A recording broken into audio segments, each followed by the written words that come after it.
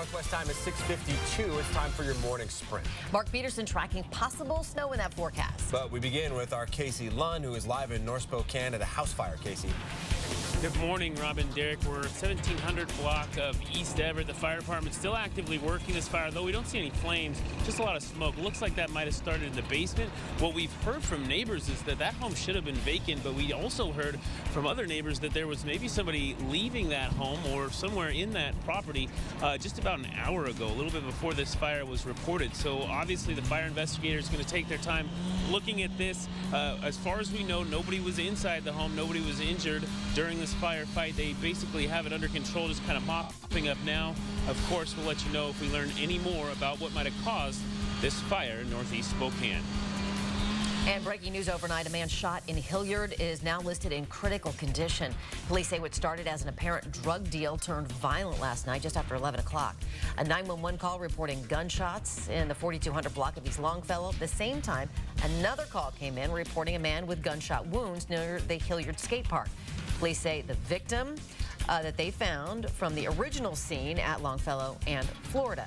Major crimes detectives believe this shooting happened when something went wrong with a drug deal. So far, no one's been officially arrested that we have been told about.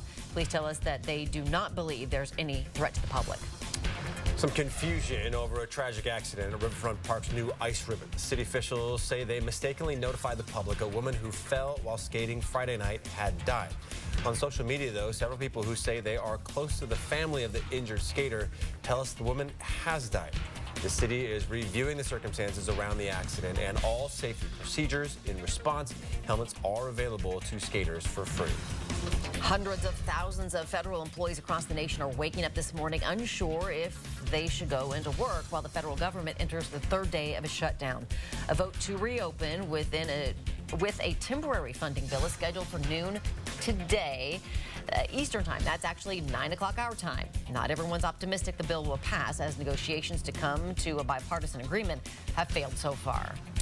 During a shutdown, federal services are categorized as essential or non-essential. So your mail and Social Security deliveries won't change, and air traffic control and active duty members of the military will continue as normal. But some national parks have been closed since the shutdown began, and about 8,500 workers with the CDC will be furloughed today during a critical flu season. In total, 800,000 federal employees could be furloughed today.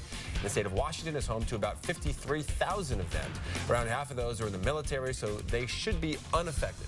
But many of those deemed non-essential will not go into work today. Workers should be notified this morning if they haven't been already. All right, we're seeing, again, a few changes onto the west side moving our way. As we look at what's going on there, you can see the rain and snow into the Cascades, but a relatively dry situation, eastern Washington, North Idaho. Closer radar tells you that with these temperatures into the 20s and 30s, it's cold, but here is where the winter weather is. A few flurries expected for our neck of the woods later on today as this builds into our area, guys. Looking ahead tonight at 6, Spokane's food scene getting some recognition. The Downtown Partnership tells us the number of restaurants has tripled over the last decade, with more and more locally owned eateries popping up around the city. We spoke with some of those local owners who say it's a booming market. The flu epidemic has now claimed the lives of 30 children across the nation. In Washington state, 86 people have died. 15 of those deaths have come from Spokane County. Every single state in the country, besides Hawaii, is reporting widespread flu activity. Doctors hope we're at the peak of the season, but still, you want to be extra careful. Make sure you and your family are vaccinated. Chico's Pizza in Moses Lake caught fire this weekend. Chico's posted on Facebook that the fire started in an oven and the manager was able to get everybody out safely. Chico's will be closed for the foreseeable future, but plans to repair the damage and reopen as soon as possible. All right, coming up next on Good Morning America, the firefighter who saved this 5-year-old by catching her from that 3rd floor of a burning building. We showed you that video last week. Got to meet with the girl again. This time, only smiles. Wow.